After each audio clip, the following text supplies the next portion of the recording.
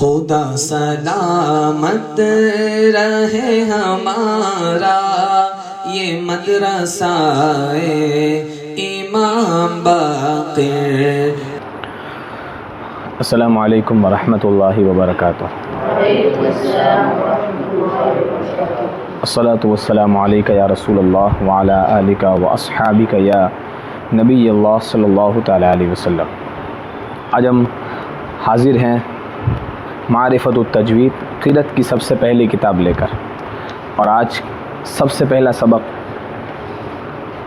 اس کتاب کے اندر پہلے 2 پوائنٹ آپ کے سامنے رکھے جائیں گے، جس کے اندر اعوذ باللہ من الشیطان الرجیم اور بسم اللہ الرحمن الرحیم کے حوالے سے کہ قرآن کریم رؤوف الرحیم کے اندر اعوذ باللہ اور بسم اللہ کو کس طریقے سے پڑھنا چاہیے اور اس کے احکام کیا ہے، ان چیزوں کو آپ کے سامنے رکھا جائے گا۔ سب سے پہلا اس میں پوائنٹ ہے بسم اللہ الرحمن الرحیم نحمدہ ونصلی علی رسولہ الکریم۔ قرآن شریف شروع کرنے سے پہلے اعوذ باللہ من الشیطان الرجیم پڑھنا چاہیے۔ کسی سورت سے پڑھے یا درمیان سے شروع کریں۔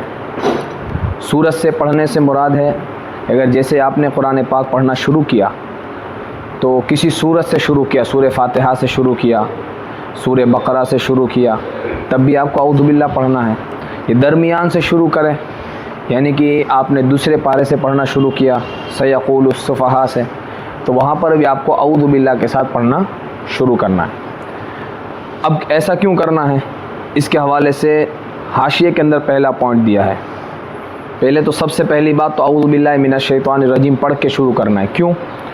یہی الفاظ استعاذہ کے، یہ الفاظ اعوذ باللہ کو کہیں گے استعاذہ، کیا کہیں گے؟ استعاذہ۔ استعاذہ کے یہ الفاظ پسندیدہ ہیں۔ اس کے علاوہ اور بھی طریقے ہیں پڑھنے کے، کمی اور زیادتی کے ساتھ، اس کو بڑھا کر اس کو کم کر کے اور بھی طریقے ہیں جو آگے آئیں گے آپ کو۔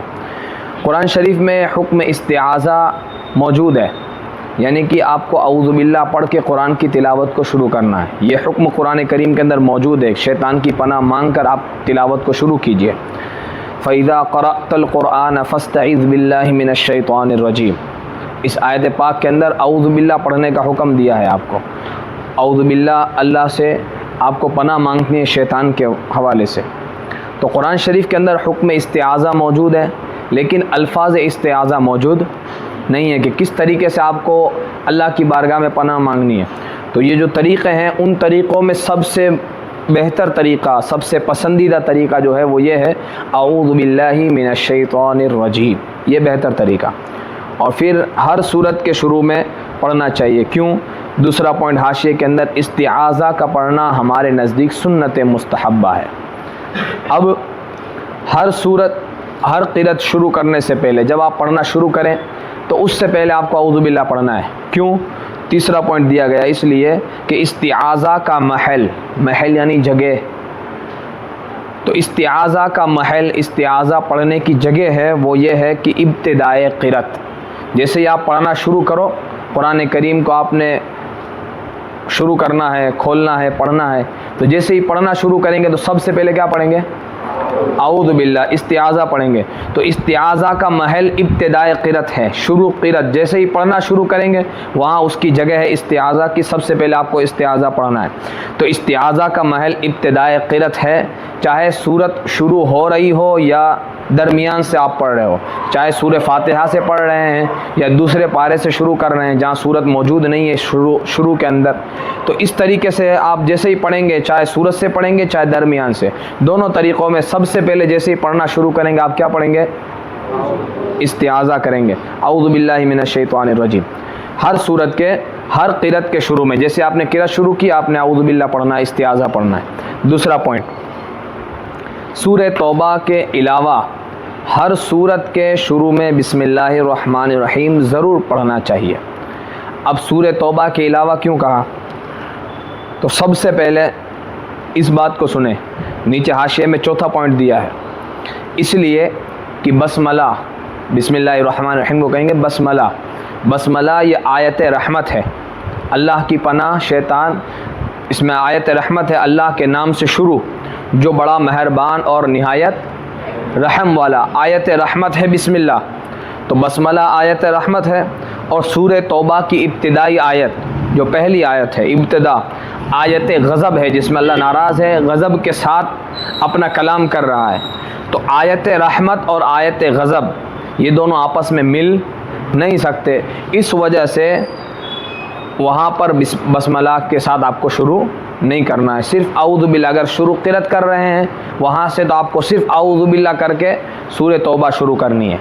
और पढ़ते पढ़ते अगर आ रहे हैं दरमियान क़िरत में ये सूरत शुरू हो रही है, दरमियान क़िरत में, तो उस वक्त आपको बसमला नहीं पढ़ना।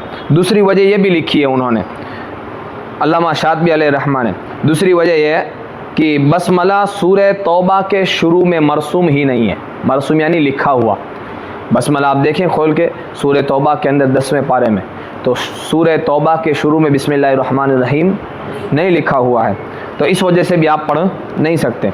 हर सूरत के शुरू में पढ़ना चाहिए इलावा सूरह तौबा के। तो हर सूरत के शुरू में क्यों पढ़ना चाहिए?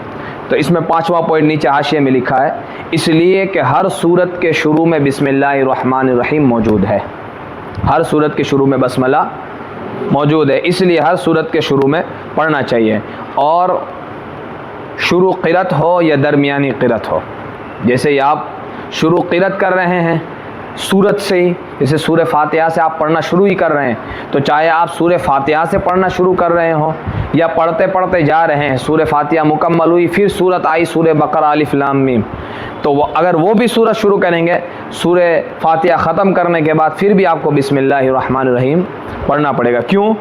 छठा पॉइंट दिया है जिसके लिए, क्योंकि बसमला का महल इब्तिदाए सूरत है। बसमला का महल, बसमला पढ़ने की जगह क्या है? इब्तिदाए सूरत, शुरू सूरत, ये बसमला का महल है जहाँ से बसमला पढ़ना चाहिए। क़िरत की इब्तिदा हो या ना हो, आपने वहाँ से पढ़ना शुरू किया हो या पढ़ते पढ़ते जा रहे हो बीच में सूरत आई हो, दोनों सूरत के अंदर जैसे ही सूरत की शुरुआत होती है सबसे पहले क्या पढ़ना है?